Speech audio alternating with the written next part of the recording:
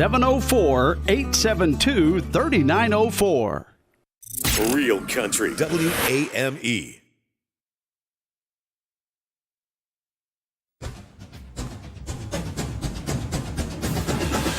Welcome to Racing Roots with Hamm. If you don't know our host, David Hamm, he's a 25-year NASCAR veteran, engine builder, and jackman.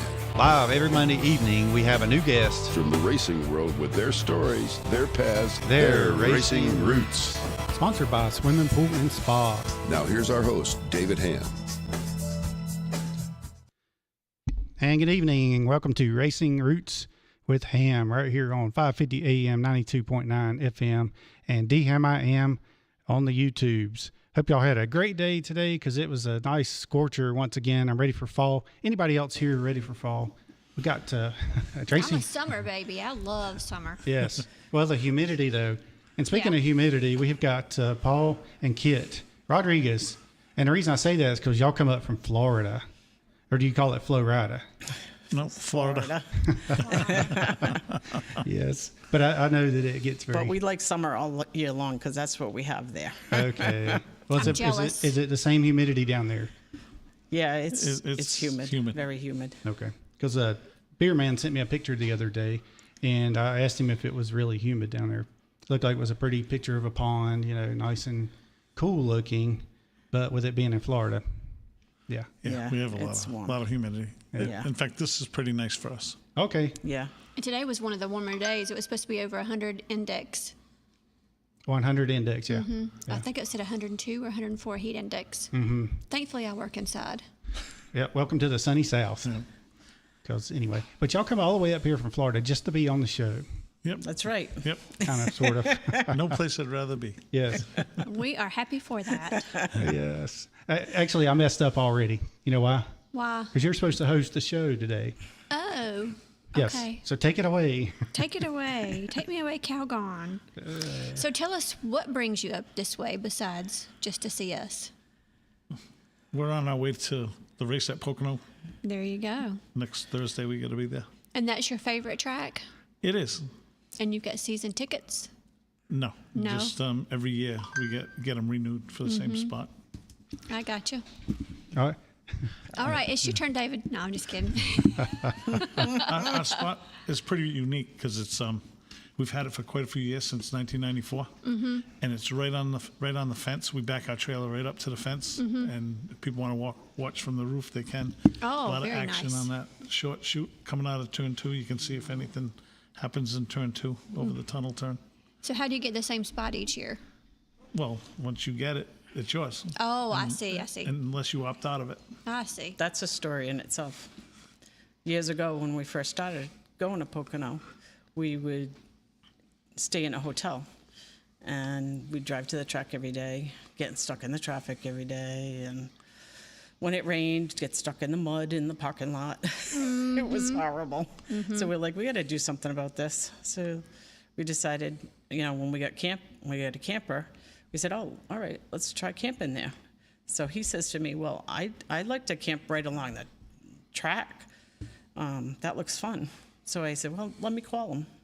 So I called, and the lady, I said, do you have any openings along the track? She laughed. She said, oh, no, people take every year, they pay for them every year, and they don't usually give up their spots. They gift them to They family give them after to they're the done. family, or, you know, yeah. So I'm like, oh, well, is there a list that we could go on? And she says, yeah, I can put you on the list. I said, well, all right. Well, we've been coming to Pocono, just driving and parking in the parking lot, but we've been coming for, I don't know how many years it was before that. 5. It was 5 years, yeah. So I said, if that puts us to the top of the list, you know that we've already, we're good customers. She goes, okay, I'll keep that in mind. So a week later, she called and said, oh, we got an opening. Oh, wow. So we've been there ever since. That's awesome. Yeah. Oh, I did a boo-boo. I had the headsets on the mic. Yeah, you can hear the echo back in to the microphone. Okay. I was like, where is it coming from? Anyway. Yeah, usually I have them around here, but I forgot today. Sorry. Leave it to me. The people that are going to be our neighbors Thursday, they've been going as long as we have. They used to rent a camper to show up. Now they have their own, and then after the race, we're going to spend the next week with them. So tell us about the camaraderie, going to the track like that. Like you said, the same people usually show up. Mm-hmm. So it's kind of like, I don't know, a family reunion kind of, sort of? Yeah, and if somebody runs into trouble, there's always, everybody will help out. To fix something. Mm-hmm. I gotcha. Very good. So basically, when you go to Pocono and you camp in that particular site, you have all these other people that are on the same plan, basically. Yeah, you have the they same. came from somewhere else. Mm-hmm. Right. And if it's not them, it's their family or whatever. Mm-hmm. So you get to know everybody there. Mm-hmm. It's almost kind of like whenever I was going to the racetrack and I would meet, we would see the same guys every week, and you got to be, it was like a big family. We all kind of work together, even our guys on the other teams. And so, yeah, it's pretty cool. That makes for a good time. So if y'all are just tuning in, we've got Paul and Kit Rodrigues. They come up from Port St. Lucie, Florida. And speaking of Florida, Bryson is in Florida, oddly enough. So y'all just switch places. Bryson says, yeah, it is definitely humid here in Florida. And we've got Dickie Dennis tuned in, and we've got Philip Riot tuned in. So are you saying that's a hardship? Like when you used to go to the track and you had all the haulers all backed in? I've been in the garage area. I see what you guys eat. Oh, yeah. We grills as long as a car. Yeah, as long as a car. Yeah. Yeah, they have a party too. Well, all right. So Sometimes. here's the way it goes when you go to the racetrack, though. You get there at 7 o'clock in the morning, typically. Yep. But that's after you leave. All right. So wheels up at 5 o'clock if you go on race day. Yep. Otherwise, whatever. But you wheels up at 5 o'clock out of Charlotte. But first, you have to meet at the shop at 4 o'clock, which means you have to get up, 3, whatever, get ready to get to the shop, pick the guys up, drive down to Charlotte, get on the plane, wheels up 5 o'clock. You get to wherever Pocono. Let's say we landed in, was it Elmira? Where would we land up there? I get confused. It's been, there's an airport up there. Wilkesbury? Yeah, Wilkesboro, Scranton area. You land at that airport. We get on a bus, and then we ride. It seems like a couple hours. And we might get to the track probably at Pocono maybe by 8 o'clock. Mm-hmm. David doesn't really know how long it is because he usually sleeps. Well, okay. I'll tell you the backstory to that. As soon as I get on the airplane, I kick the seat back when it starts taking off. And that is the best time to fall asleep. That's the best sleeping. Not that I'd rather not be in my bed, but I'm saying it knocks me out. The sound of the engines.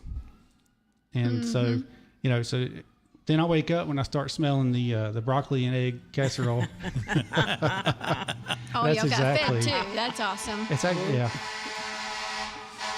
It's like there's Station 1 there, our finest here in Statesville. So they would actually, it's a broccoli and cheese and egg. What do you call it? Omelet? Omelet, yeah. Yeah. Omelette. Anyway. It's not like Target. It's French. It's French for breakfast. Yes, that's it. So, and then sometimes they'd have little taters with it, All right, then you get to the airport. Then it's time to wake up whenever they say, get ready, put your seat backs up, that kind of stuff. Get on the bus, go to the track, and then you can just get busy. And you're hard at it until before race time, it seems like.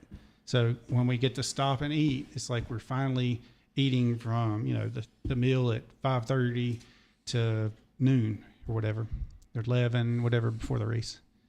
But you work off that breakfast pretty quick. Yeah. But you don't think about it because you're working so hard, you just don't get hungry. Yep. Right. So anyway. That's true. When you go to when you went to Pocono, did you have to go to NASCAR credentials to check in? I did if I didn't have a hard card, which was maybe 1 year out of those. It was like my first year. After the first year, I said, I want a hard card because it's such a pain to have to go check in. You have to go wait in that line. And a lot of times you had to walk from the bus to check in, or they would take off and then, drop you off there at the bus and then they're gone. So you had to walk inside the track. Like at Daytona, you walk from the airport over to credentials and then you walk inside the racetrack. So you've already walked enough steps for the day by Did the you time have the to pay race for your starts. hard card? No. You didn't? No, but they were more expensive. That's the deal. I think they were about $3,000. Actually, now they're over $3,000, but I think they were about $2,000 back then. But a credential was like $1,000, but you paid $15, I think it was, every time you went to the track. So I would get a per diem. Part of that covered paying the $15 to get into the track. And then you sign your deal. At Pocono, where that shack is, on the other side of the fence, that's where our spot is, right Okay. on the track. Well, where it used to be. I don't So think they have it there The competitors anymore. used to have to go there, and if kids or somebody wanted to get autographs, they could go there, and guaranteed their driver would have to go check in. They'd sometimes catch them It over was a there. good sneaky Yeah. spot to go. So have you ever been to, name the tracks that you've been to?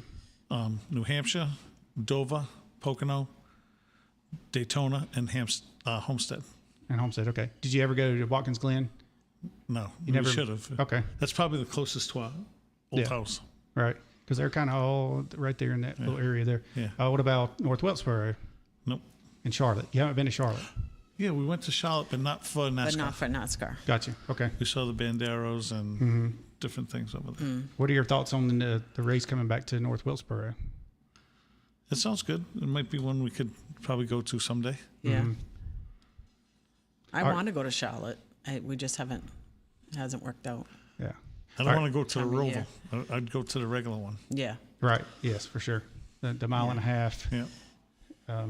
dog leg, and all that good stuff. Yep. What are your thoughts on North Wilkesboro coming back as a racetrack? I mean, I know you've never been there, but there's a lot of history in it. A lot of they quit running there in 1996. Wow. So they're going to have some races coming up here in October, and then they're going to repave. They're going to put dirt down, and then they're going to repave it to run. I guess next year will be, and eventually probably a truck series race. That's cool. Our mutual That's friend cool. schooled us on the history of North Wilkesboro. Rachel Rodman. Yes. She when she was together with us, she told us a lot of the old races and the fun of it, and it'd be nice to have it come back from the historical side of it. Yeah, Rachel's doing her bar exam. Yeah, we sent her a message, and Yeah. she said she was Yeah. really busy with that. I guess, Apparently, that's life consuming. yeah, when you do something like that, you got to really have that laser focus. You either all in. do, You gotta be yeah. all in. If I could just have half of that laser focus that she has, David, we've gotten 2 comments so far. go for it. Bob Patterson says, I wish I could have slept on the race day. Never mastered it. Oh no, yeah, Bob. Bob was kind of like the Energizer Bunny anyway, though. He was I can't sleep either. he was a mailman, Was he? so Ah. yeah. Well, hey, Bob. But he came to the racetrack and helped out on our teams, doing whatever. But he was one of those that come in on race day. And then Dean Tate says, I'm so old my corp card was $7.50 a year and free entry. Hold on, what his what card? His corp card. Corp hard card. Oh, it was how much? $7.50 a year. Oh wow. And he got free entry. I guess that would have. So what years were you in, Dean? Yeah, that's tell a us what years. Dickie says, question, anyone hear a rumor about Xfinity becoming SUV racing? No, SUV. That's as what in, he says. As in sport utility vehicle. That's kind of what it seems like. Monster instead of trucks. Okay. Why not? No, I've not heard that. Why don't you fill us in? You do the research on that and let us know what's going on. Yeah, Dickie's the brainiac. Yeah. So have you been to Richmond? Nope. Because you know what Dickie Dennis did up there. Yep. We all did. know. We all know. He should come to He's Pocono. famous. They have a fence over there you could climb. Yes. Might He's take not him a banned couple from of that days. track. Yeah. Well, one of the things I always liked about Pocono was they had the fans could come around before the race. They could walk up and down pit road, and then you had those other fence there where the drivers would always walk by Right. and stop and sign autographs and that type of thing. We got a Yeah. lot of pictures during that time, through the years. And you can watch them when they're doing, I don't know what were they doing that time that Davey Allison. Getting ready for qualifying. Oh, okay. He wasn't feeling good that day. Well, hold on to that story, okay? All right. I want you to tell that story, and we're going to lead into that. But we were talking about North Wilkesboro here a few minutes ago. Put them headphones on there, Paul, so you'll be able to hear. We were talking about North Wilkesboro. So we got a guy on the phone here, Mr. Bill Blair, right, Bill? That's correct. Hey, Mr. Bill. Yeah, I guess. You doing good today?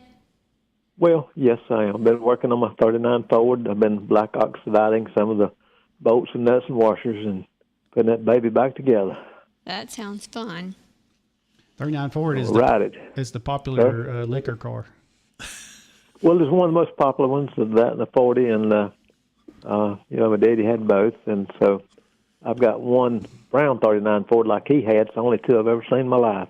A little 39 Ford Coupe's dark brown, and it's going to be just 39 Ford, but it's got liquor springs on the rear. But I got a black one. It's got a V8 in it, Chevrolet motor and crate motor, and it's my liquor car. That's the one I haul with. It's a black 39. White Lightning. White Lightning. Mm-hmm. It's got disc brakes on it, and she'll carry the mail. There you go. Can you use but the it won't White run Lightning fast instead of... These cops now got some fast stuff. This won't run but 135. 135? Yeah. That's good for a body that heavy. Hold on. That's a well, mile. They don't weigh about 2,700 pounds. Okay. That's about a mile per hour per gallon it can haul, right? That's about right. Well, it's actually 10 more mile an hour than it can haul. It only hauls 125. That's all you can get on it. Yeah, that's right. What were you asking, Paul? If we can make White Lightning so that we can run the truck with it instead of buying gasoline. If you run out of gas, I mean, if you run out of gas, you just change the jets in the carburetor, open them up a little bit, and you can. Well, you can do that, right? You can sure do it. Yeah, for sure. Hey, we were talking about North Wilkesboro, and our friends here have not ever been to North Wilkesboro, but you happen to know that track really well. Well, I do. I raced up there one time myself in my flathead Ford 40 Ford Coupe, and that was about 12 years ago, I guess it was. I think it was 2010. They reopened the track for a short period of time, and they had a legendary flathead Ford race, which is the old modifieds like we used to race back in the 47 years. And when they opened that track, I believe it was May 18th, 1947. And so I started back towards the back, and I think by lap 3 I was leading the race, and that car would haul boogie up there that day and come home with a trophy. But go back in time, if you would, about knowing the track. Back in May 47, they built a lot of new tracks here in North Carolina, and my daddy built Tri-City Speedway, and it opened in June of 47. And I think there was several other tracks that opened in 47, and certainly 48 also. But my daddy went up there before the race because he'd heard about the track, and it was a unique track. The main straightaway you went downhill, and it was considerable slope in it downhill.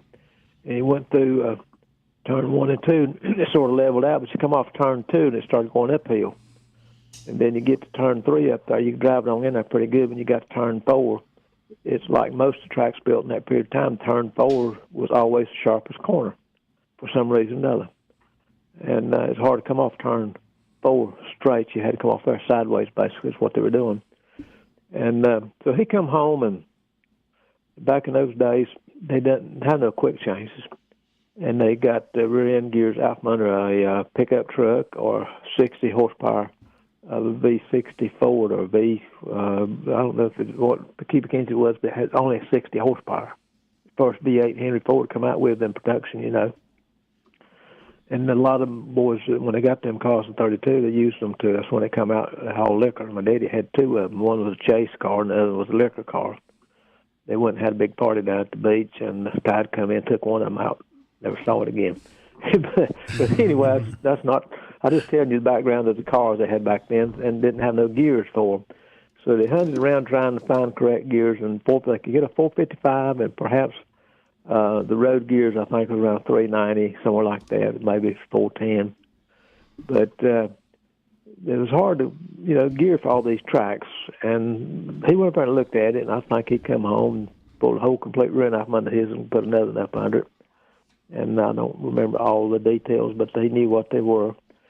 And he went up there to race, and I was 9 years old, and all the boys were there. When I say boys, I'm talking about the ones that always followed the circuit. That'd be the Georgia crowd. That'd be all the Flock brothers, Bob and Fonny, and Then Tim later on. Tim wasn't up the first race, I don't believe, up Wilkesboro. I don't think he's got going yet. But you had Red Byron and Red Bolt's cars, Raymond Park sponsored. You had Glenn Dunaway and Buddy Schumann and Ed Samples and just on and on and on. They had a good crowd of cars. And Bonnie had a car up there they called the Easter egg car. It was a 39 Ford. It was lavender and cream. It had green hubs on it. And on the rear fenders above the tire in the circle, so to speak, arch, it said Atlas Tires. And on the side of it, it had Modern Automotive with a B on it backwards, which stood for Buckshot. Buckshot Morris was the guy that built it, and Buckshot started his career working for Red Vault. And then he went out on his own. And later on, Buckshot's the guys that kept up Raymond Parks' Oldsmobiles that Bonnie and Bob drove some. But anyway, that car sat on the pole, and he won the race. And I can't tell you how the rest of them finished. I think my daddy finished third, something like that, in one of the heat races. And I don't know how he finished in the main. Just don't remember. I was 9 years old. They had a lot of people there. And the thing that I do remember, and I've told many a story about this, the concession stand was at the top of the grandstand, and it was a mound of dirt that they had put up there and terraced it off for the grandstand. But to get up to the concession stand, the drink truck had to climb a hill back there on the north end of that grandstand. They put a road going up there, and it was a big, big hill, going up there. And it would try to go up that hill, and it'd chug out, stall out on it, so he'd let it coast back down, get further back, and get him another run start. And after 3 or 4 tries, he finally got it to the top. It was a cheerwine truck, and everybody just clapped and hollered, and applauded him finally making it up. But every race, every run up there, that cheerwine truck always put a show on trying to climb that hill back there. that was my highlight, being 9 years old. Yeah. And another thing I remember about that race, and it's just a kid, you see, there was this man and woman, probably in their 30s, 40s, they was picking up all the drink bottles and piling them up there in the infield. So the guy that had a concession stand there in the infield, he got the sheriff, and they went and stopped them from doing that and said, look, these bottles are property of the concession stand people here. They're not yours. You see, you had a nickel deposit on the drink bottles back in those days, if you recall. So they had a big argument about that, and I do remember those two things. And but as far as the race is concerned, they had a certain amount of dust, and that was to be expected. But the track was so unique with it go down the hill, down to the main straightaway, and then back up the hill going up the backstretch. And the crowd, it was really a big, big crowd. And the restrooms were very crude. They were just outhouses, was built out of slabs. And the grandstand, the men's room, there was not any. They went to the north end of the track there, and there's a fence there that so the spectators could not see and the people from the infield could not see, but it curved around a little bit, and that's where the men went to relieve themselves. So for about the next race, they built a new outhouse up there. But however, the men continued to use the fence. They didn't go into the outhouse. Nobody used it. Now, you can laugh about that, but that's the truth. I got a picture that Taylor Warren, I believe it was Taylor Warren, made a picture for Bill France showing that. And France sent it to Enix Daily and said on this picture, 8x10 black and white picture, it says, old habits are hard to break. And I gave Terry Parsons a copy of it, and I got to get one for Ronald Queen, but I got it out here in the shop. I had it for years and years. But if I got a few minutes, I'll tell you a little bit more about North Wilkesboro. Yeah, definitely. The significance of that track. Of course, it's Junior Johnson's home track, and they did a lot of testing out there, and some other things that I can remember about it. Junior sort of dominated with his cars up there, with the Grand National cars and Cup cars. But my days of really liking that track was when it was dirt. And I know that my daddy had a 39 Ford, and they called it the baby diaper car because it was the same color as the baby diaper trucks here in High Point. The guy gave them some paint to paint it. They were green and pink.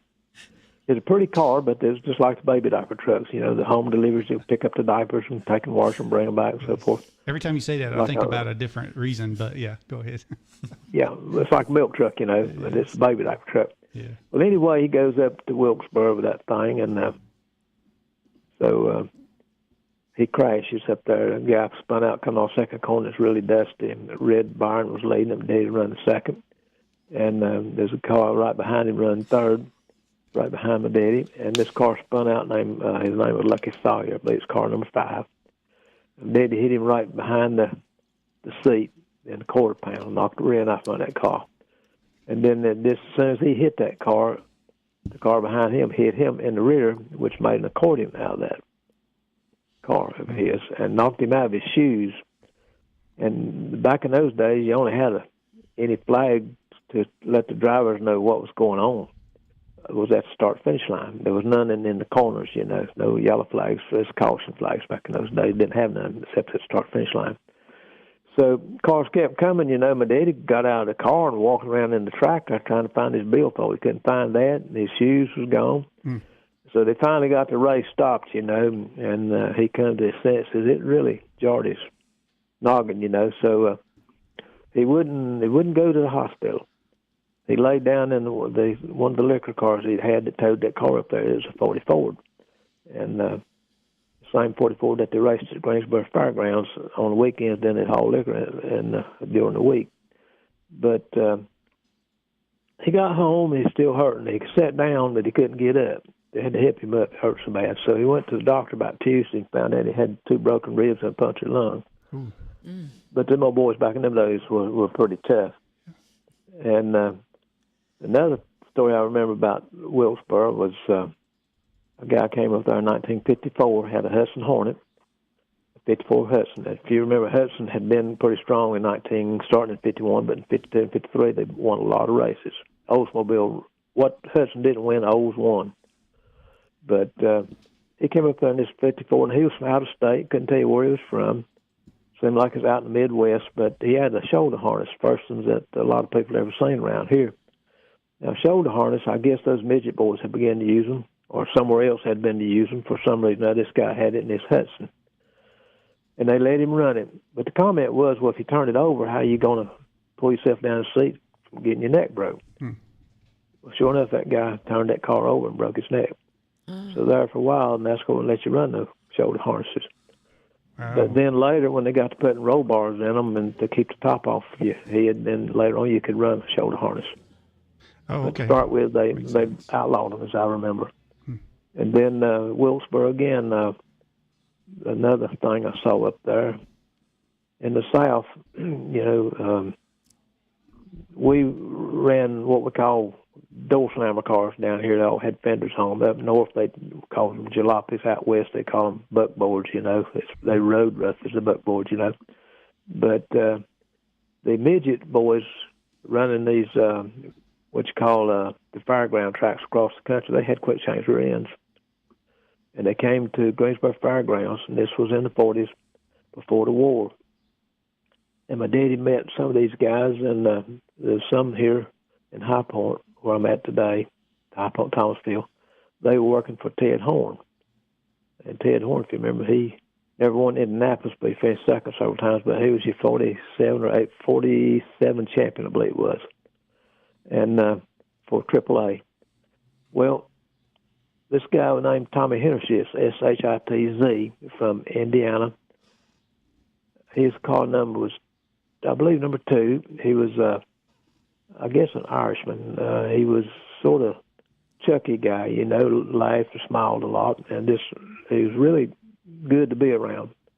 And remember, I don't remember, vaguely I can remember him, but when he came back after the war, but he got to be a fairly good friend of my daddy's, and my daddy asked him about that quick change, and he told him where he had gotten it and the parts to build them. And they came from Philadelphia, the Ambler brothers.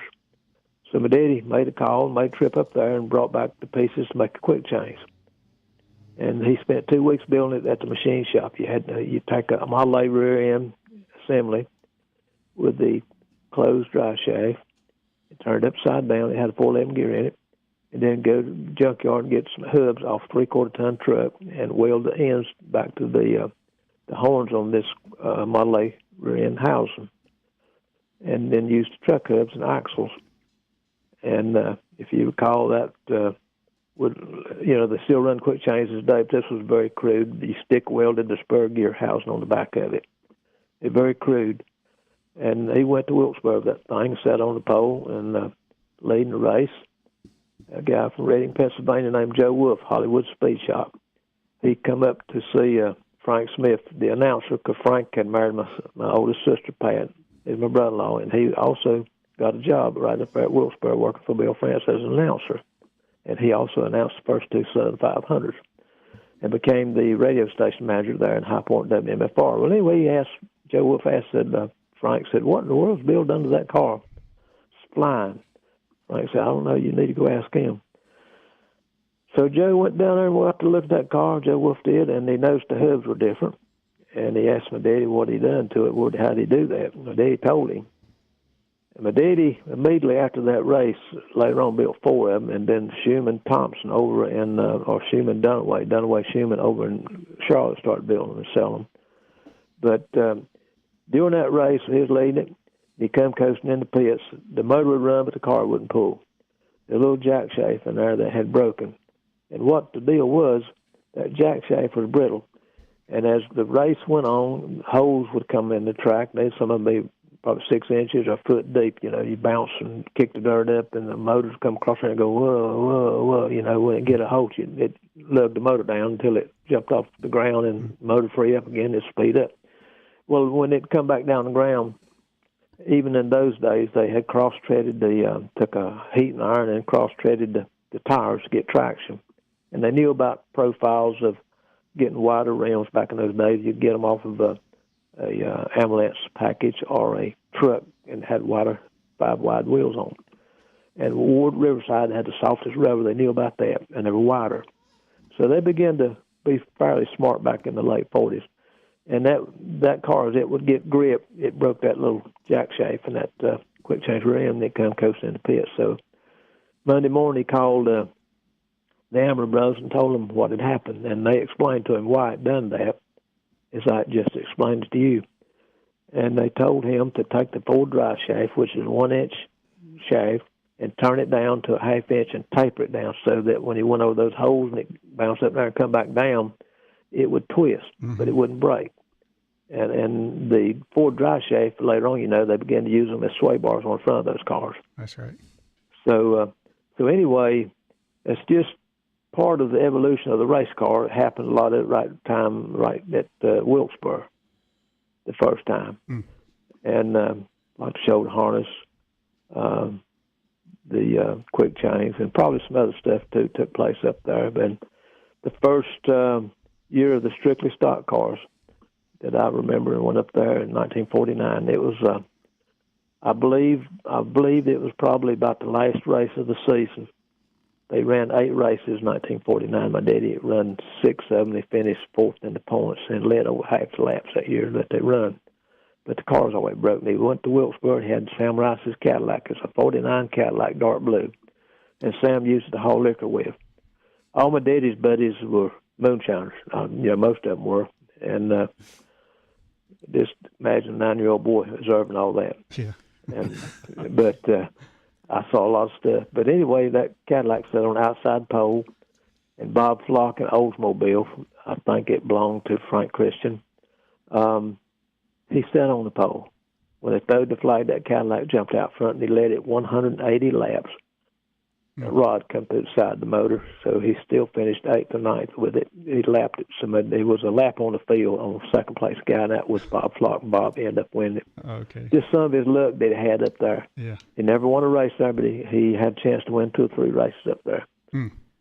But it's a unique track. The guys loved it. I saw a lot of accidents up there, and saw that guy get killed in that 54 Hudson. And it's just a track that the guys love to go, and especially if you go in the fall of the year up there, it's so pretty. It's beautiful. Oh, I'm sure. And it wasn't all that hot. Now, when they go digging this pavement up at Wilkesboro, when they go, they're going to run 3 or 4 races in August, September, they're going to take the asphalt off of it and come back in October and run it on dirt for a while. But when they take the asphalt up, on that front straightaway, there's going to be one more hell of an odor when they get that up. That's where they used to pour the mash out. Yes. There's a liquor store right there on that track, right there at it. Yeah. That's great. You going to be there for that, Bill, or you going to be there smelling like, Reminiscent. That's it. I don't know. I plan to go. I was going to go up there this week, see how things work out. Todd and I was going to ride up there and see rolling, Yeah. Let us know. Yeah, definitely. Okay. It's not that far. Yeah. The first time you told No, that it story, I was thinking about, whenever you said the odor, I was thinking about where you're talking about the guys out Went there to the bathroom, relieving yeah. themselves. Oh, yeah, yeah. But I know Well, what now you meant this they time. didn't. Yes. You know what I mean. I do. They just used the fence to wet on it, but Yes. I guess they're trying to grow it taller. But anyway, that's my memories of Wilkesboro. There's some others, but it's not. It's just a beautiful place to go, and I think people love it when they reopen that track. I think they'll have good attendance up there, and the town's behind it, and everybody's tickled to death. Everybody's smiling up there now, and there's so many people behind it. And I guess that track will still hold quite a few people, 40,000 plus, I guess. I don't know for sure, but it's just, to me, it's just magnificent that they're going to do it again, Maybe they can do something with the roads, Gosh. That's the only bad thing, getting out of there. But anyway, it'll be worth it. Absolutely worth it. It will. Yeah. Well, there you can go north or south out of that road, still get on 77. Yeah. I guess. And one other thing I mentioned about Wilkesboro, this was a tradition, and they need a historical marker there. On your way to Wilkesboro, when you left out of Winston or High Point, there were no bypasses. For us out of High Point, we had to go right through the west side of Winston and through town. And then you finally got over there in a rich section and made a left, and it finally run you out to 421. 421 was a very curvy road back then. I mean, curvy. And like a mountain road for sure, all the way up there. And about a mile before you get to that track, on your right, going up a slight hill in a curve, there was a little road stand there. I guess you would call it a fruit stand. We'd stop there. It's not a great big parking lot, but you get 3 or 4 tow cars and race cars in there at a time. And all the guys going to that track would stop there, get out and go in there and get them a soft drink. And my daddy always got him tomato juice, so I would too. But a lot of them guys back in those days drank tomato juice. And that guy always had a cooler full of tomato juice. It's the ones that you pop the top off of, and then you could drink them. But I'll never forget that. And that stand is still there to this day, and they have preserved it, and it's not open to the public, but it's still there. And they built a house, not a very big house, on the south side of it, I guess you might say. But they need a historical marker there because that was a tradition for all the racers to stop there and give them something to drink. Yeah. And that tomato juice goes real good with that White Lightning. Oh, yeah. You know what that means. I guess that'd be a Bloody Mary special, wouldn't it? There you go. Yes. Yep.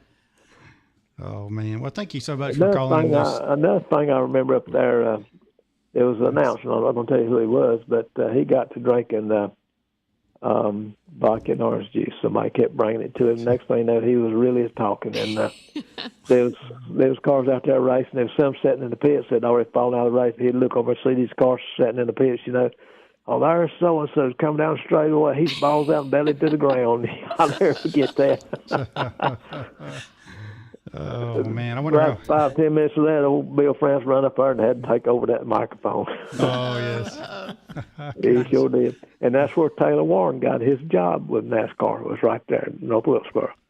He came from up in Delaware, I believe it was, and moved over here between Greensboro and High Point, had a wife named Penny, and went to work for Automan Studios. And we knew the people that ran Automan Studios owned it, Irvin and Margie Black. So they brought Taylor over to my daddy's service station, introduced him to my daddy, and so he went to the race with my daddy a couple of weeks ago going to Wilkesboro. So while he was up there, Bill and my daddy introduced Taylor to Bill France. And my daddy said he'd like to, work part-time or work something out. We'd make some photos. And, of course, my daddy knew that Jack Castle in Greensboro was already doing that. So France told him, said, well, there's some of the races Jack can't go to. And I'd like to, be able to call on you if you'd be willing to do that. Oh, yeah, I'll do that. And so that's what he did. And Taylor would ride to the races with my daddy and come home with him. But in the meantime, he'd go and make pictures. And a lot of pictures I have today came from Taylor Warner back in the 40s and the 50s. I still got them. Hey, what about the one with the car chained to the tree, the chassis dyno? Oh, yeah, they did that to the baby diaper car for sure. I remember that. Mm-hmm. You know, the guys back in those days, and you was talking about this with Bill Ryan or somebody I was listening to you talking about the guys today. If you want them to go to work, and what can you do? And there's very few that can tell you they can do anything you need to be done, like build the car, hang the sheet metal, build her in, build transmission, and build a motor, paint it, load it, and go to the racetrack. Now, it's not many left today that can do all that. Right. But when we grew up, that's what you did. I mean, I built engines back in the 60s, well, actually back in the 50s and 60s and 70s and 80s, son, but we weren't building engines, we were building cars, or loading up and going to the race and unload it and then load it back up and brought some mess back home. And work all night and day for 2 or 3 days getting ready for the next race. But the guys don't do that today. But the guy here last night, Brinkley Whiteside, with that Stock Car Classics organization, and I was talking to him about did he look after his own car, and he said he did work on it. But I asked him, I said, many people today they can do the whole deal, and he said, no, not really. That's for sure. Yeah, but that's what we used to have to do, David. Hey, Bill, we didn't only. While I got you, what was your favorite racetrack? Well, NASCAR. I guess Occoneechee. All of them I liked. I didn't dislike any of them. But a race to watch, I used to rather watch them at Darlington. The guys had to drive that track. And then another, if you just want to have a lot of fun and hoop and holler and see them fight, go to Bowman Gray Stadium. That's right. The Madhouse, Yes. Now they go over to watch a fight and watch the cars bang into one another on purpose, get out in the middle of the infield and run into one another, and then get out and fight a while. Yeah, that's right. And the cops haul them away. Yeah. But you told me a while ago you want to know about the tying that car to the tree. Well, not when you get on the subject about how did you build the cars back in those days, the guys had very few tools. Your best friend had the most tools. And my daddy had a Sears Roebuck toolbox, something like that, the small ones, and he had a cold chisel and a couple sizes of hammers, pliers, adjustable wrenches, a lot of Ford tools. You bought a Ford back then, you got back on the toolbox. There was not a toolbox, but it's a pouch back there with tools in the trunk, little pockets in the trunk. And so you had a wrench there to take a cylinder head off, change the spark plug, change the wheel and tire, and stuff like that. So very, very common tools that you'd use in that period of time, and they had Ford wrote on it, so they're all made by Ford Motor Company, and I got some of them today. I'll show you. But so what he did, he knew what a dyno was finally. You saw it in the book. But I think Bob Osicki was the very first guy out of Chicago, and then he moved down this way to Atlanta and back to Charlotte. He had a dyno, and his ads, he showed a picture of that dyno. It looked like a grain scale deal on the side of it there, like it weighs stuff with, and it was a dyno. I don't know if it was a Clayton or what it was, but it's an early one. And I'm talking about in the 40s. But so what my daddy did, he never heard of a chassis dyno, but he had a big oak tree over there on his farm. I mean, it was one of the biggest in North Carolina. It looked like one of those red oaks out there in California. So big, limbs on it, big around your body. And they're so heavy, they went out to the end and touched the ground. They're so heavy. And keep them cut back so you get under it. That's where he worked on his race car. Well, he tied that Ford to a tree with a chain, put bare rims on the back of it, no rubber on, just bare rims, and took a chain horse, which had a chain around one of the big limbs, and pulled it up off the ground and changed the wheels and tires on it, put the rims on it, and laid it back down on some wood platforms that he had made. His farm had a lot of spare lumber around there, so he built him a platform, put it on. And he greased those rims, greased the platform, got an oil can, a big old hopper oil can. I still have it to this day. Wes Hedgecock, that's Jay Hedgecock's daddy. Hedgecock chassis, everybody knows Jay Hedgecock around this area. Well, his duty was to keep those rims oiled so they wouldn't catch fire. And then his brother Bub would get behind the steering wheel and crank that thing up. Now, this car was burning back in that period of time. They started running methanol. and later on nitro. They didn't run a lot of nitro. I think they did run about 25-30%. And that would light them Fords up. Boy, did they sound. And so my daddy had a long screwdriver and a hammer. He loosened the bolts just a little bit on that strip where he could move it back and forth. And didn't have to worry about the fan blades because it didn't run none with run methanol. And while that car would run, I'd run over and take, no, I wouldn't. I'd run over to it and then run back because it would make so much noise. But after they cut it off, I'd scrape ice off the intake. I was getting as close as I could get, watching what my daddy was doing, and the exhaust was getting red hot, and he would adjust the jets by looking at the glow of the exhaust pipes coming off the headers off the block. Mm-hmm. And if one was red and one wasn't, then it was be too rich or too lean. He knew what he was doing. He was using that as an ETG gauge, what I'm talking about with dynos. Mm-hmm. But he was looking at the colors of the pipes. That's how he adjusted the jets in it, because he had adjustable jets. And the adjustable jets was a long, looked like a curb idle screw, but it was about 1.5 inches long. And it run into the jet, and you turned out so many rounds to start with, then from there on you could move back and forth by a turn and a half or half a turn, whatever you wanted.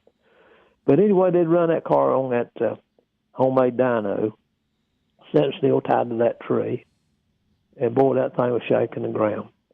And I had a little red wagon there, and I had me a racetrack out there beside it. I'd go around and around that thing, wouldn't. Mm-hmm. And so I'd watch that, and people would hear that from Mechanicsville. That was a community about 4 or 5 blocks from us up there on Main Street. And back in those days, Main had just gotten paved. It was still dirt up to the 40s, and so they'd run out to the house, see what he's doing. There'd be a crowd around listening to that car and watching it. And he'd spend an hour sometime doing that to just the timing. They'd cut it off, they'd talk about it. And what he would do, he'd hold it wide open, he'd make an adjustment, and he'd take his head out from under the hood and look back at Bub, and Bub would give him an okay sign, or most board to do it more. And he was going by the odometer, or the speedometer, And then my daddy finally got one of the early tachometers. Yeah. And that's what they used. He'd done that for several years. And then later on, the trucking company, I'm not sure which ones it was, but they had a chassis dyno for the big trucks, and he began to take his cars over there and put them on chassis dynometers later on. But I used to enjoy that, and I'd put my hands over my ears, because it was loud. When they got to run nitro, it did really crack then, you know what I mean? Yeah. It lit them up. Mm. But the reason the people from up in Mechanicsville would come over to see him when he started making a lot of noise, because one day they were mixing fuel, and he moved the pickup over to the right side of the gas tank. They were doing that back in the 40s. He knocked a hole in it with a punch and hammer. It stuck a copper line in it and had a branding iron. You remember those old heat irons? You took a blowtorch or acetylene and got them red hot, Yeah. Had a wooden handle on it, and you could turn them red hot. So he was throwing that thing in there, and he just put it down and stood up, and that thing blowed up and lifted him off the ground up into a tree, that big oak, and knocked him out. There he laid on the ground. Oh, Mother heard it. She run down there and thought he was dead. She started screaming. And I'm serious. And then he comes to, and he blessed her out. He blessed her out for doing that. And then here come a whole bunch of people from Mechanicsville. Scared me to death. They talked about that for years, what he'd done. But he's always into something. And if it wasn't that, the law was showing up at a search warrant.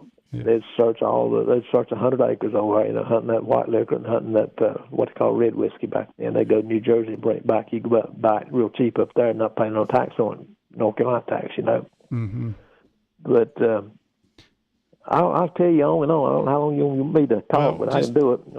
One more thing right quick, because Don Clark, our listener, says Jay Hedgecock, a name that I don't hear very in my real life anymore like I used to. And I saw where Billy Hess died last week, and that made me sad. That's right. Did we talk about that? That too. Billy Hess, yeah. Mm-hmm. Yeah. All right. He was a good guy. Yeah. Hey, so thank you for calling in. I actually got a text from Peggy Flock. She said she's going to be up here in September, and I said, I bet you're coming to the Moonshiners reunion September the 10th. So that's where we'll be. we will be staying Well, there. that's going to be a great event, David, and everybody I talked to are coming, and we had several calls today, and the Wall of Fame, we're getting the name plates finished for that, and Yeah. they'll be put up this year too, and we're going to have some entertainment up there. The Urban Brooks and Sam Parrish and Dale Fane and some of the others are going to be there playing some bluegrass on Friday night under the tent. We'll have a PA system for them or a sound system. And then Saturday event starts. They'll be coming in there at 8:39, something like that. Probably some of them get there earlier than that. But the event officially starts at 10. The mayor, he'll make his little speech, and he's behind what you're doing up there and wants to make it bigger and better. And so we'll sign autographs starting about 10 until 12. And then at 1 o'clock, we'll do the Wall of Fame inductions. And there'll be a silent auction there, also racing memorabilia. I think that Ed Hines going to have some pieces up there from, what's that lady's name, Sheila? Anyway, she's passed away, and I think they got about 200 some of her prints, originals, and proofs and stuff. Yep, so they're on Facebook, too. You can find out more. Yeah, Saturday they'll have another band there Saturday night from 5 to 8. That's Son of the Bootleg. Yeah. So we'll go out to the racetrack, too, on Saturday afternoon, probably about 3, something like that. Okay, good. Yeah, we'll be talking about it between now and then, but September 10th, Moonshiners Yes. Reunion. So Yes. be a lot of racers up there. A lot of them be coming in on Friday. Yeah. Some came in last year on Wednesday, because you can shop in that town. I mean, it's got antique stores like you would not believe. Yeah. 2-3 stories, and this nicest memorabilia up there. The ladies just, they look forward to coming up there and walk through that town. And all the people up there are so kind and just really friendly. But everybody's behind that event. They love racing. And the racetrack built in 1946 there, and they're still there. One of the supporters of the event owns the property there, Gail Hull Hyatt. Her family owns all that property and have owned it for years. And they had the Golden family there at one time. There's two brothers, Golden brothers, they call them. They ran it. And then in 49, whoever was promoting, I don't know if it's Golden or not, but they run off with the money and never reopened the track in 1949. Yep. Hey, still there, 3/4 mile dirt track. How about that? Try to go check it out, like you said. Hey, but thanks for calling in, Bill. I'm going to take a quick commercial break here in just a minute. But we always appreciate listening to you. It's always great to hear from you. One of these days when you call back, we'll get you to tell some of your Lash LaRue and Sunset Carson stories. But we can do that. Yeah, tell Sheila hello. And I sure will. Thank y'all very much. Yes, sir. Thank you. We'll talk to you soon. Okay. Thank you, Bill. Bye-bye. Thank you. Bye-bye. Bye-bye. All right. Yeah, Mr. Bill Blair there. He's obviously a living legend in the sport.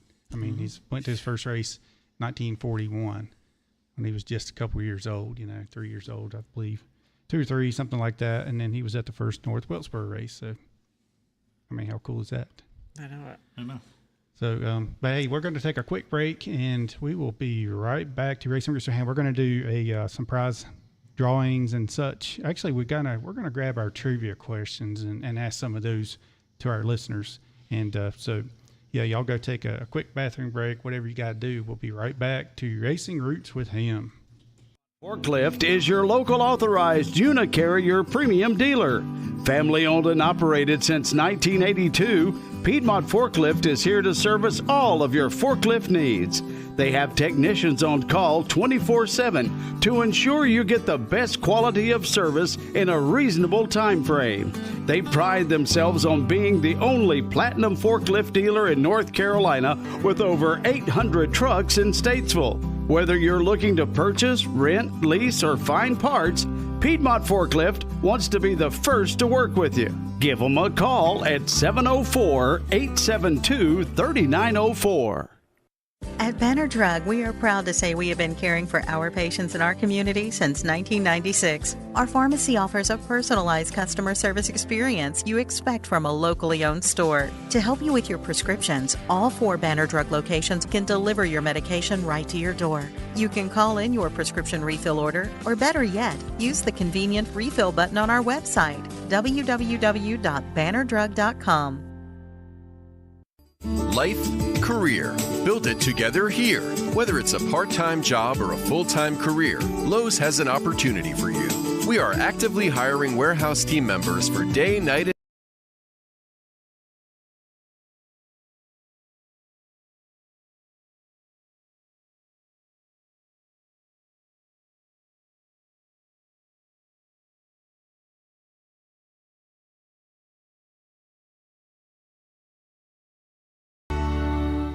550 and 92.9 Real Country WAME. And we're back to Racing Roots with Hamm. And if you didn't notice, we were talking to Mr.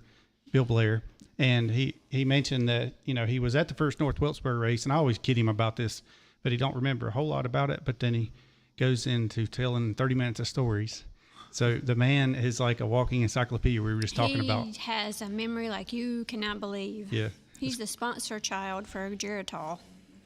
So every time we talk to him, it's like I listen to every word and I try to take it in.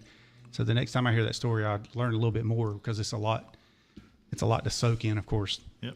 All right. So, thanks to Bill for calling. And we talked about having some prizes. These are, Dickie Dennis brought me down a bunch of prizes to hand out. So how we're going to do this is anybody's guess.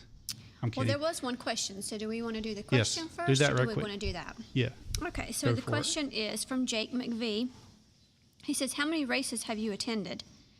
He was at Michigan in 2019, and they honored a guy that was attending his 1,000th NASCAR race.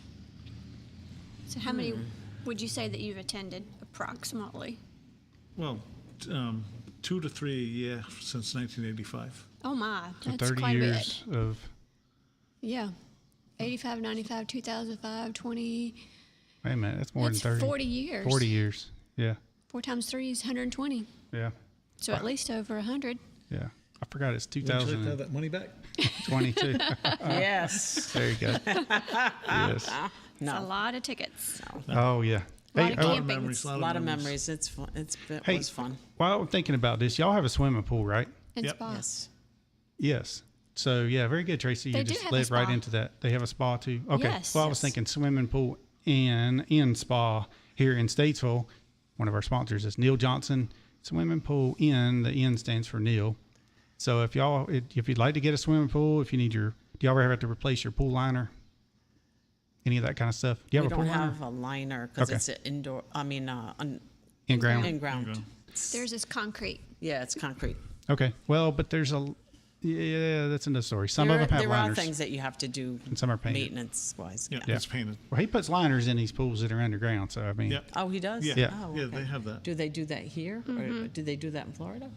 Yeah. definitely do it here. It depends on who makes your pool. So give okay. Neil Johnson a call over there at Swimming Pool and Spa, 704-727-2488. And they are at 940 Davey Avenue. And you can't miss them, 940 Davey Avenue A, or 940A to be exact.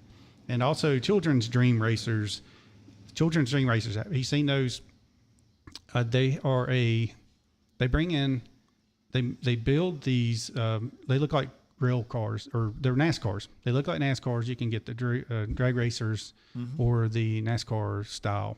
They remind me of the shopping carts. Well, no, I don't know why you say that. Because of the little race car and the handles and the drive thing. Okay. As far as the shape Well, of these it. are actually big. These Yeah, are these like are big, though. These look like almost like the real thing. Okay. And you can actually the kids in hospitals that they can play PlayStation 4 is the game in there right now. But you hang the IV bag and then they can get inside and race the race cars. Very cool. And if you look at the videos and stuff on the Facebook page, Children's Dream Racers, you can see they'll make you cry. I mean, they're really cool to do that for the kids. So Are they like a simulator? Or? yeah, it's like a simulator. I think we saw something like that before. Yeah. A simulator. They put them in the hospital. So Yeah. yeah, you probably have seen them. You've probably seen that's a enough lot of in- fun It for might the have. kids. It might have even been that. Yeah, I might have seen them. Yeah. All right, so check them out. They have a Facebook page. We're going to be working on a website really soon. They have a website, but yeah. Okay, so what do we want to do? Want to go into you got any more questions there on YouTube? No more questions. Okay. I tell you what we probably should do is go ahead and do the station ID, and then we'll come right back since we got a little bit behind on our commercials there, and then we'll come right back and do the prize drawings. Thanks to Dickie Dennis. We'll be right back. Real Country 550 and 92.9 WAME Statesville. Remodeling, cleaning, downsizing, or just getting organized? Whatever your project, don't let the item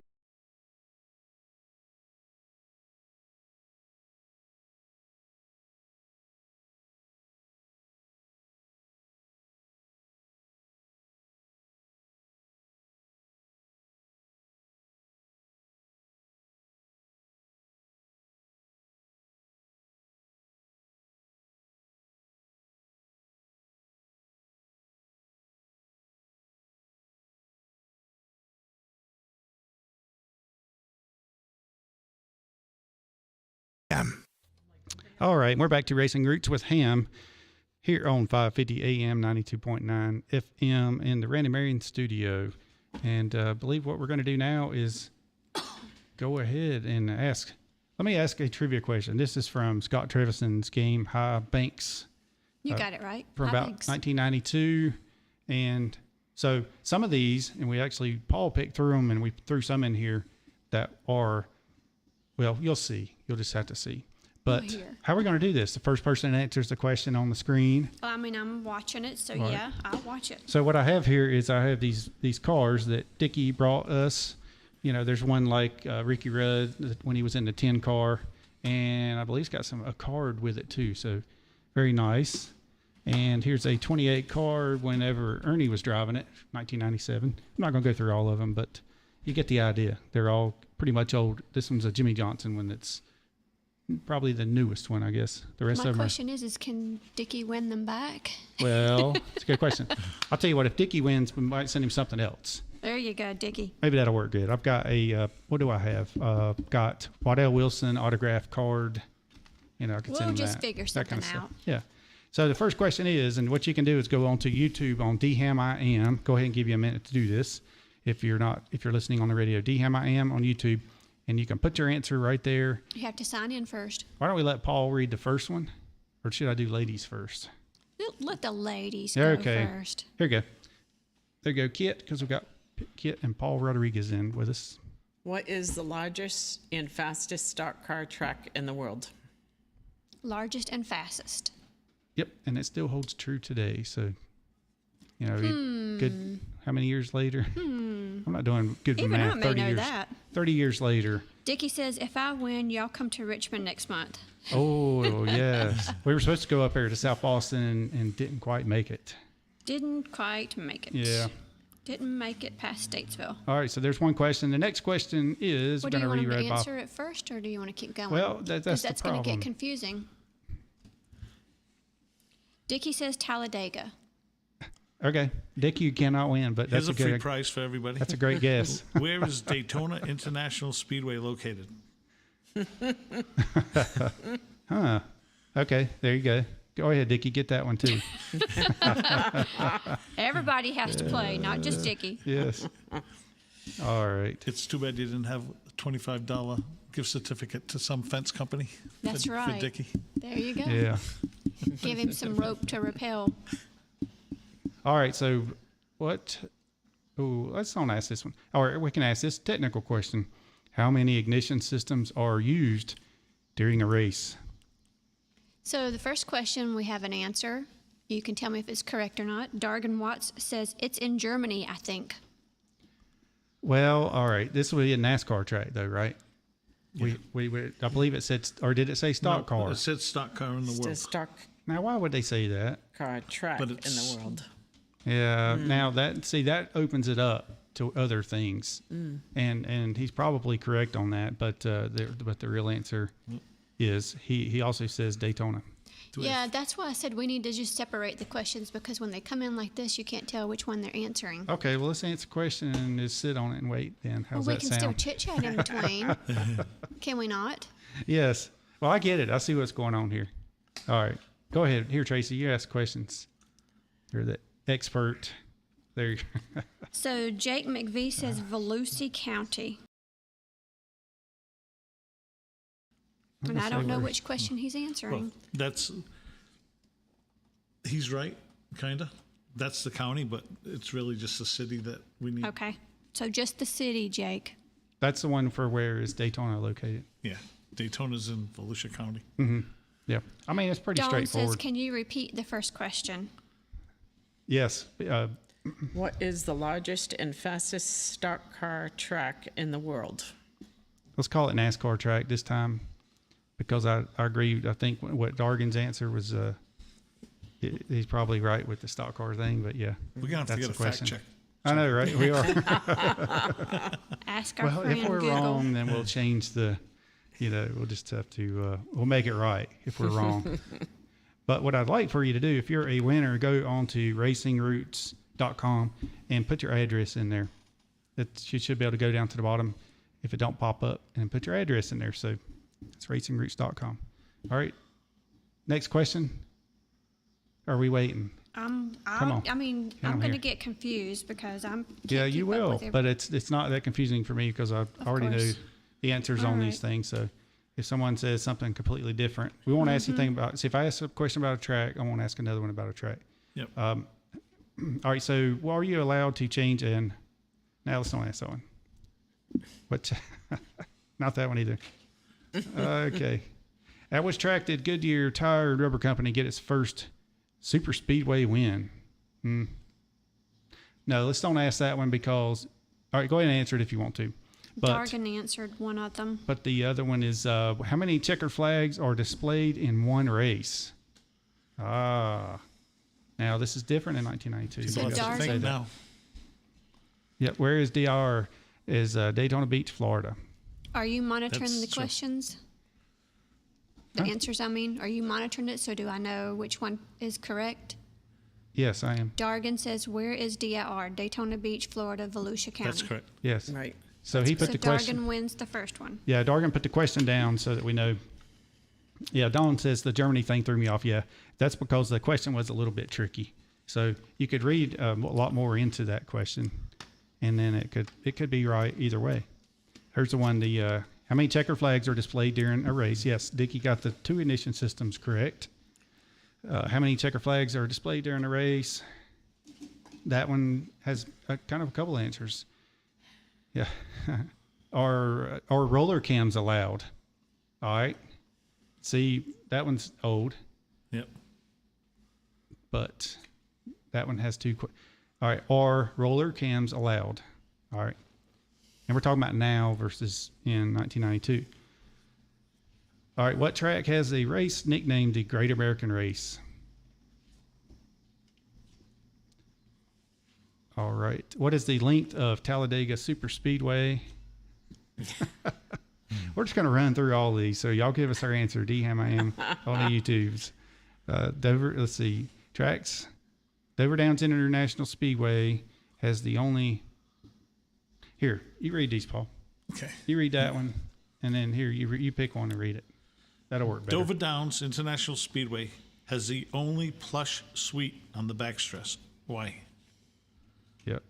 Why is that? I don't know. Is that a good question, or do you want to ask a different one? Yeah, it's kind of bad. Yeah, ask a different one there. All right, Dickie says. Oh, he said it already. Dickie two. I'll read the technical question on this one. What does the blue flag with the yellow diagonal stripe signify? All right, that's a good one. Yeah. Yep. Do they still use that? Yes. Okay. Because now we have the stages. So Dargan Watt says checker flags 1.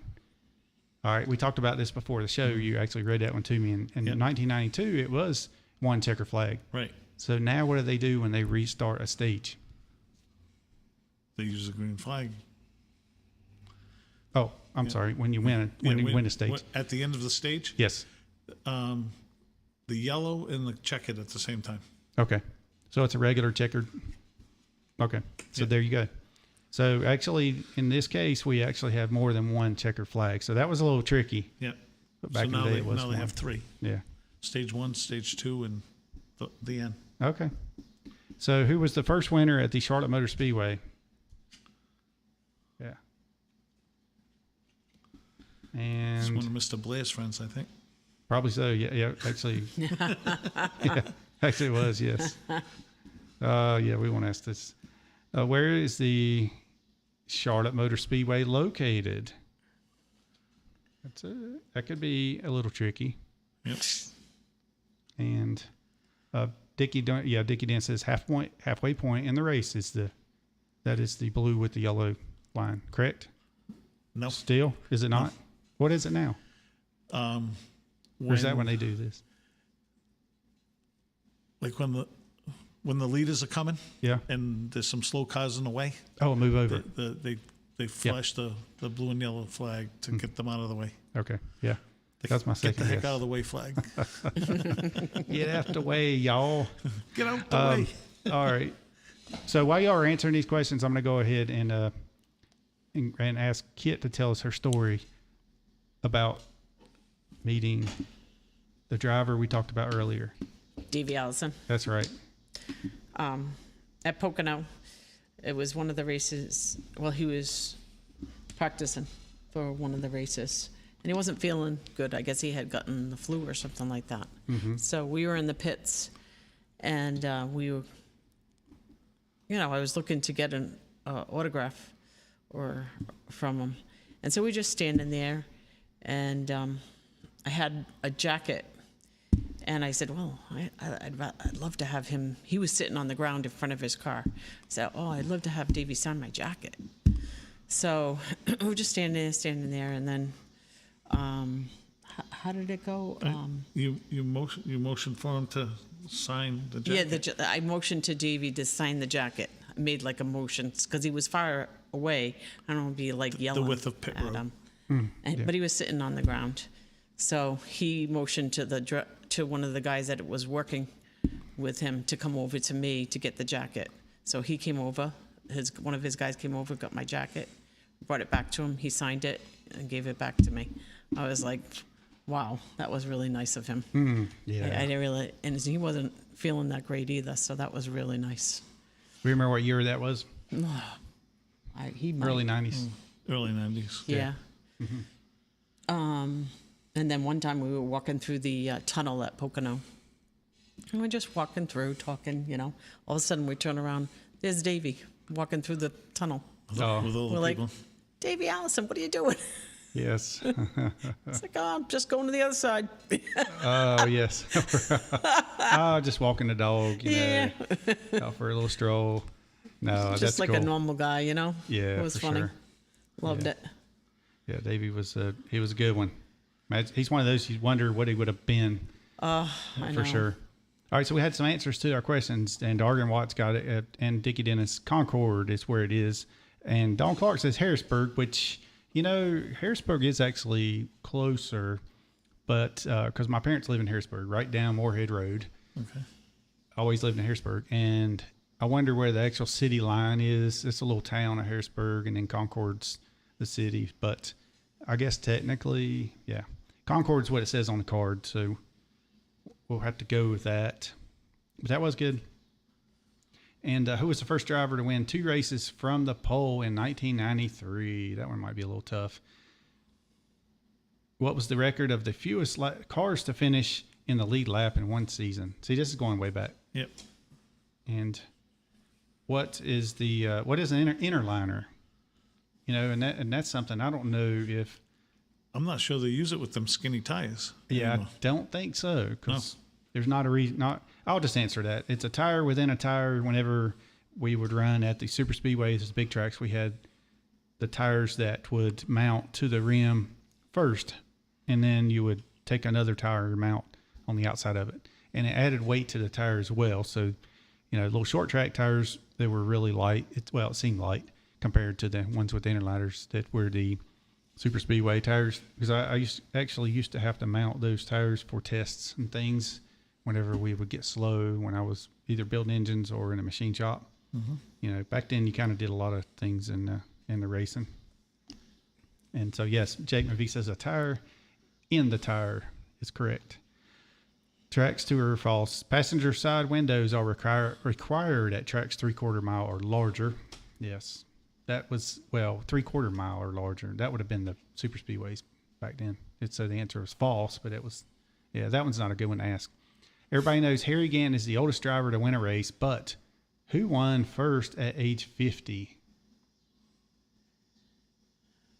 Yes, that was the question. Okay. I think I had just heard this. And then another one more question. And that is, who won the last race of the Old Beach and Road Course at Daytona Beach? Yes. And I know Mr. Bill Blair would know that one, but he probably knew who that was. Probably had lunch with that guy. In that day. Probably so. Probably so. He probably has a story or two to tell about this guy. And if you don't know the answer, you can probably do a quick Google search. And one more. Has there ever been a race that all starting drivers finished? Okay. Very good. It's not one I would have thought, but that's it. All right. Random Epic says, so I had to rewind her Davey Allison story. Hello from Hueytown, Alabama. I know Bobby and Red. Yeah, very good. I was watching some of the video from when I had Donnie Allison in here, and I debated on playing some of that here this evening. I didn't end up finishing it, but man, that's a great show if you want to go back and rewatch that one and listen to the stories that Donnie Allison tells. Yeah, I was looking for Davey stories is what I was looking for, because it was let's see, the anniversary of Davey's passing away last week sometime. Yeah, the 13th, I believe. Yeah, it was. I think so. 29 years ago or something like that. Whew. Yeah, time flies, doesn't it? Yeah, yeah. And then Kenny Irwin's, I think his birthday or something's coming up. But I try to remember this stuff. I try to think about it, whatever. But it's hard to cover everything. New Hampshire the week after he passed. Yeah. And Hut Strickland was driving his car, and Red Farmer was there tuning on it, and Bill Elliott. It was a Nation. Wasn't Xfinity, but that's what it was. It wasn't Busch. Cup, and it was at New Hampshire. Yeah. What are you talking about? The Busch? Well, it wasn't Busch. It was maybe Nationwide. Oh, back then. Oh, okay. Yeah.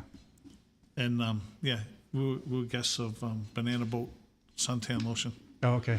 They were customers of where I worked. Yeah. Where you worked in. Yeah. Okay. And so you are originally, though, you're from New Hampshire? Rhode Island. Rhode Island, okay. Yeah. Why was I going to say New Hampshire? I don't know. I get that confused. Hey, Tracy, what's going on over there? Just reading. Okay. All right. Well, good. I'm glad you could read those. All right. So do you have any? All right. So I'm going to Jack Roush. Oh, with Jack Roush on the roof laps. Okay. What was the roof lap question? So Jake McVie asked a question. He says, I got one. He said, who created the roof flaps? Oh, okay. Let's see here. Who created the roof flaps? Okay, so that would have been around, let's think back to... He says Don Clark got it right. Yeah. Okay. I was thinking that would have been... Because you know how Jack Roush is all... He has all of his engineering stuff, yes. Didn't they make the big hatch because Michael Waltrip was too big to get out of the window? Oh, yeah. Yes. Accommodate. How about that? Yeah, you have to be... Yeah. Well, all right. PC. That's right. That's right. Okay, so that means Don Clark gets a prize, right? And so, who else? And Tracy's going to write them down. That reminds me, whenever... I don't know who won what. Yeah. Whenever Jack he called in... Oh, don't type on our iPad. Whenever Jack called in, did you get to listen to that one? Dave Lyle was on here, and Jack called and told some of the stories from back in the drag racing days. Yeah. From the late 60s, mid 60s, and up. He had some great stories there. But anyway, we didn't get to, I guess we could have dove into some of the stuff that he's done throughout the years. That would be like a 2-hour show. Yeah. I would say. But I think he only had a limited amount of time because we asked him, Dave asked him one more question, and then it was like dead air. So we knew he was checked out, for whatever reason. I mean, he's probably dead cell phone or something, but I messaged him the next day and said, thanks so much for calling in, because that was great. He's an interesting man. Yeah, for sure. Yeah. We ran into him a couple of times at that credential booth that's in Pocono. Yes. And him and Jimmy Stewart, Jimmy Spencer, they talk to you like they've known you all your life. Yeah. Because they are waiting in line and they just... Well, one thing with Jack, if you mention anything about cars or engines and that kind of thing, it's like, he does that, Yeah. I've noticed. But if it's not about that and stuff, then it's different, Yep. But he's great. And the one that, if y'all hadn't seen the video that I put together, it's one of the questions that Ricky answered when he called in. I'm going to do some more of that. Ricky Red called in last week, and we had some great feedback from his stuff because we were talking about different things that he's been through throughout his career, because he has to be one of the toughest drivers ever. Yeah. He was good. Yeah. So we met him a couple times too. Oh, okay, good. Yeah. Because 98 Martinsville, when they pulled him out of the car, and then the he one was where, wiped out. Yeah, in the 84 Busch class, when he had to keep his eyes open. Yeah. Who was your favorite drivers? Mine, Davey Allison. Davey Allison, okay. Yeah. Who would be do you watch, well, obviously you watch it. Who would be your modern day favorite driver? Who's my modern day? Yeah. Joey Logano. Okay. Very good. Joey might be listening right now. So, hey, I Joey. hope so. Yeah. There you go. What about you, Paul? I like the drivers that drive Fords. Any of them. Any other Fords? Yep. Yeah. There you go. Ford man. Yeah. Dawn says she's got her racing roots with shirt on right now. So very good. Must be good luck. Well, I'm glad that can keep you from having to work late. That's what it is. That's what it's all about. What is it over there? Okay. One of the first races we went to was at Pocono, and Tim Richmond spun Ricky Rudd, and the two of them were like for first and second. Yeah. And Ricky, the position that he was in, he just did turn around. He just backed to the pits. Oh, he just. He was in the third corner at Pocono, and he just backed to the pits instead of bothering to turn around. That made him my hero. Oh yeah, he is. He is something, ain't he? We had talked about it many years ago about going, because he likes doing a mountain bike thing, and he had given me his number. I guess it's probably been 10 years ago, and we had, but I just never did get on the mountain bike again. Like I bought one, I used it for a little while, but I texted him the other day and I said, all right, we got to do something. I got to get back on that bike. I need an accountability partner, so we're going to make that happen here within the next 2 weeks or so.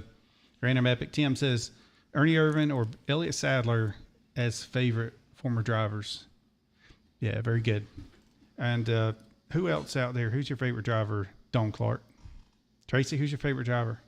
I don't know. I know who your all-time favorite driver would be. Who's that? Harry Gant. Okay. We met Harry Gant many times at Pocono. He's a very nice man. Yeah, very nice man. Who would you say is my recent? Joey Logano, probably. Yep. Mm-hmm. Yep. You know me. Yes. Tell them the story about Jimmy. You were talking about Jimmy. Oh. Jimmy Spencer. He was sponsored by Camel, of course. So there's in Delaware there's tobacco stores. That's all he sells, all kinds of tobacco. So he was there doing autographs and things. And the week before the 24 car spun him out. And so she asked him, Jimmy, are you gonna get even? You gonna get even with the 24 this week? And he goes, no, I can't do that. You know I can't do that. That's Very tough good. for me to do. That was funny. I know it is, and it's like you.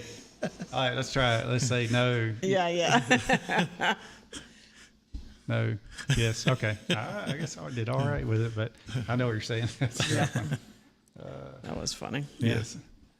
Oh, Jimmy Spencer. So I tried to, was it, who did I say I was calling earlier today? Rick Carter? Travis Carter. Travis Carter, yes. I always get him. I called Travis Carter and tried to work on getting him on the show. And I talked to Matt DiBenedetto. And so it's probably going to be about a month and a half or so. And he's going to come on the show. Yep. And then, of course, Biffle, who I ran into last week. We were kind of reminiscing about some of the past wins and things like that. And so we're going to get him up here too. So that'll be real good. So y'all stay tuned. Matt was on Instagram today, and he decided to work out. And he says, whose idea was this anyways? Oh, is that right? When I talked to him, he was coming back from Charlotte. He went to lunch somewhere down there. Somewhere. Anyway. Ed today. Maybe he didn't do it today. No, it might have been. I mean, I wasn't saying that. I was just saying depends on where he's at. But he lives up there towards Hickory area, which is we're just down the street from here. Sorry, what's that thing? All right, so Tracy, you got anything else there to? Yeah, Dawn says that she's being silly, but she says, here's a question. Which racetrack did I plow into Dale Earnhardt because I wasn't paying attention and he hugged me? So I said, was it walking? Yeah, she says it was walking.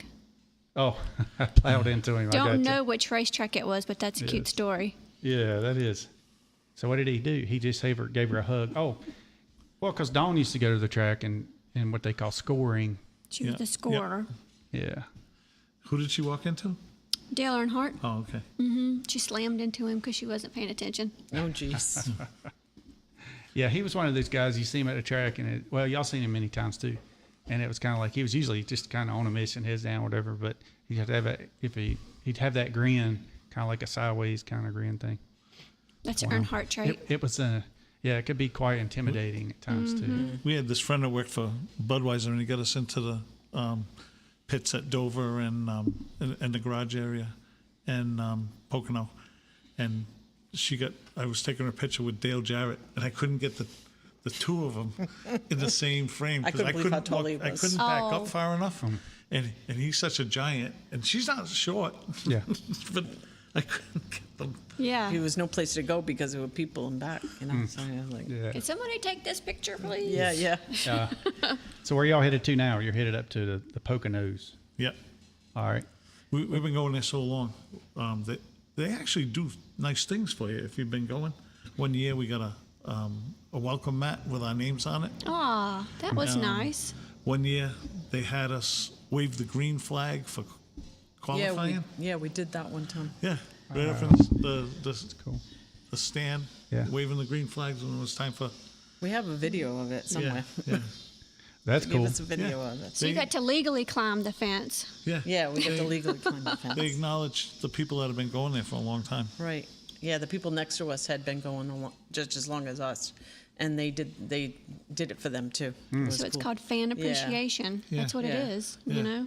Makes you want to go again next year. Exactly. Yeah, see who's going to get what. They've done a few things. They gave us a really nice cooler too. Yeah. Yeah, we still use it. Yeah.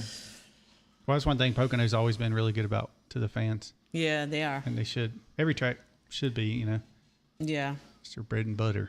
That's right. We went to Dover the first year. They put the big stands in turn 4. Yeah. And we all got up to do the national anthem. And all the bolts weren't tight. The stand moved. Everybody got up at the same time. Oh, no. And it must have moved 6 inches. Oh, it was. That would have made me wet my pants. Scary. Yeah. At night, you could hear them with the impact guns. Next year. No, overnight.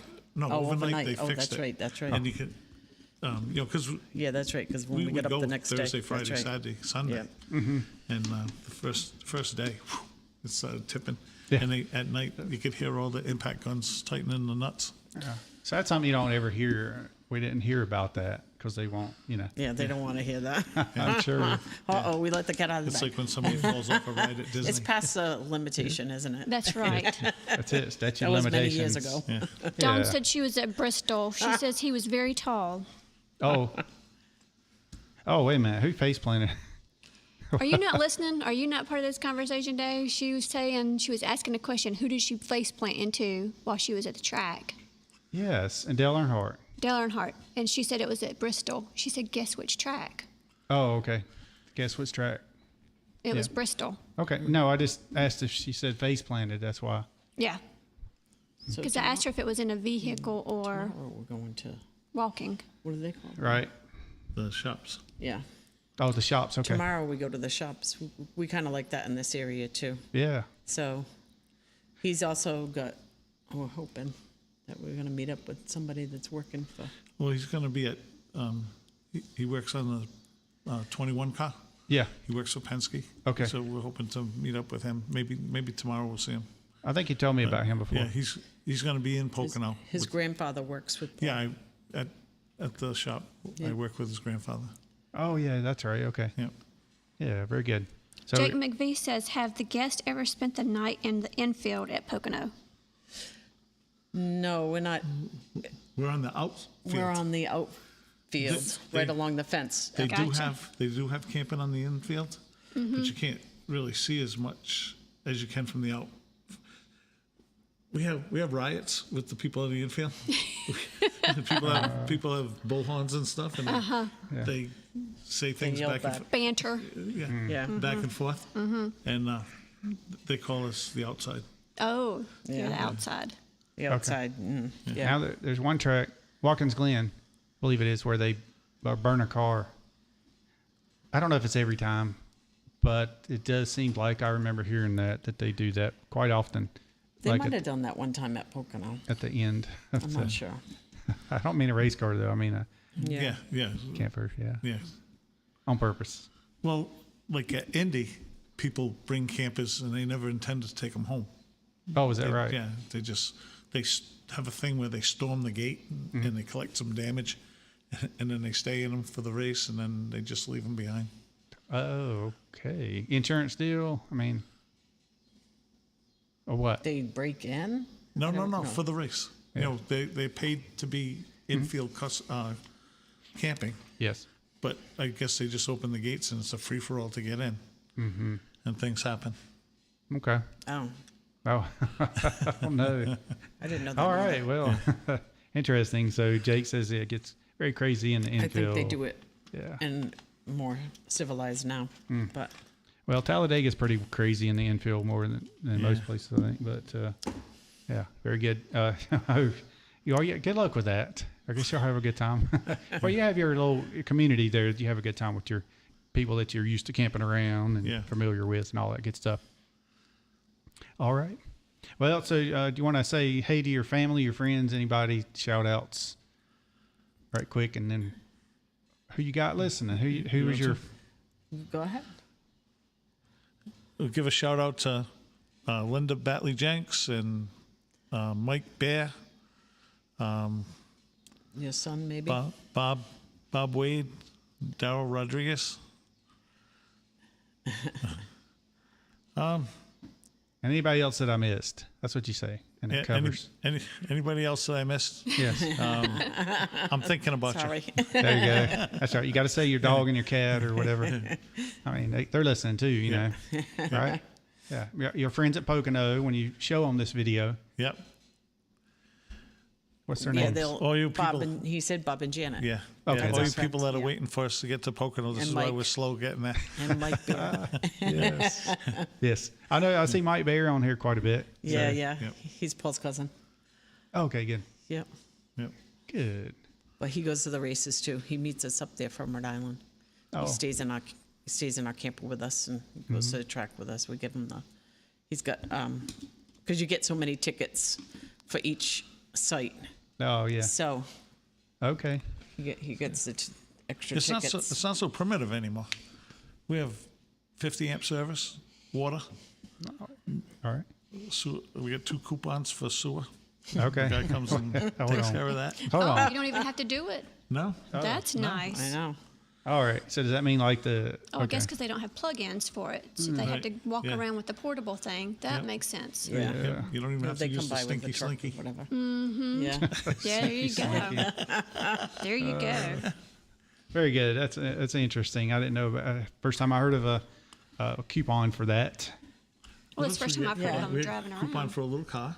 Ice. They give you two coupons for ice. 2 bags of ice. Program every morning. Newspaper every morning. Okay. What? Okay. That program, I guess that means like your track tells you what's going on with the track, whatever, that day. So what is your suggestion to anybody that wants to go camping? Do you think it's a good thing to do? What kind of camper, that kind of stuff? It's the best way to go to the races. Definitely. Because you're there. There's so much going on. Last year it was the doubleheader. There was no downtime. It was a race every time you turned around. It was like the most exhausting weekend ever. But hey, that's what we signed up for. A lot of racing. Mm-hmm. Yeah. Yep. All right. Good deal. Did you see that question from Dickie? Or you want me to read it? You're supposed to host the show. Out of all the races that y'all have attended, which would be the most memorable?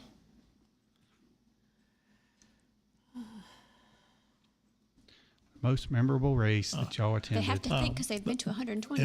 In 2018, when Joey won the championship at Homestead, and we weren't really expecting that to happen, and like it just snuck up and happened. And it was on Paul's birthday. It's not like 2 weeks ago perfect. when NBC had Rutledge Wood at the Dawsonville Pool Hall. Everybody knew Chase Elliott was going to win. Like, why else would they have him there? Yeah. Spend all that money. But it was a wild time because Joey won the championship. Yeah, that was a good race. You're right. Yeah. Joey's a good guy. It was a good birthday present. Yeah, he's a heck of a talented driver, which makes a big difference. That and being a good guy. So yeah, very good. All right, so who are y'all predictions for this weekend? Predictions. I think Joe Logano probably coming out. Maybe he's going to win. You know. No. Pocono. Kevin Harvick really has to do something because otherwise he'll be on the outside looking in. Oh yeah, getting down to because he's not going to point his way in. Okay. And he's usually there every year. Mm-hmm. Ryan Blaney, he's in good shape in the points, but I'd like to see him win too. Yep. Very good. Any Ford, right? Yeah. I mean, pretty much. Yep. Yeah. Well, good. All right. So what about you, Kit? Predictions. Joey's going to win. All right. There you go. We want him to anyways, right? All right. All right. Well, y'all, thanks so much for tuning in to Racing Roots with Hamm. Stay tuned for next week. We'll have a new guest from the racing world would tell us their path, their stories, their racing roots. And don't forget to check out DHammiam. Hit that like button. Yes. Don't forget to hit the thumbs up. And also check out our sponsor, Swimming Pool and Spa here in Statesville, 704-727-2488 or 940A Davey Avenue. And also Children's Dream Racers. If you feel like you'd like to donate to them, go onto their Facebook page and send them a message. And that would be a great donation to make because those things, they cost a little bit of money, but they're priceless in how many smiles they bring to the children's faces in hospitals through their hard times. And it's a tough thing to watch, but it's part of life, and it's something that we should all get behind and make us feel good to doing the right thing, doing a good thing. All right. So y'all have any parting words for our friends? Nope, I'm good. We'll see you in about a year or so when y'all come back up this way. That's right. Yeah. Yeah. Well, all right. Well, thank y'all so much for coming on. What is it, Tracy? The the YouTube already ended. No, you have to hit the play button on there. All right. Well, we'll see y'all next week, and y'all have a great week. Thanks for having us. Yeah, thanks for having us. Yep. Thank y'all for coming in.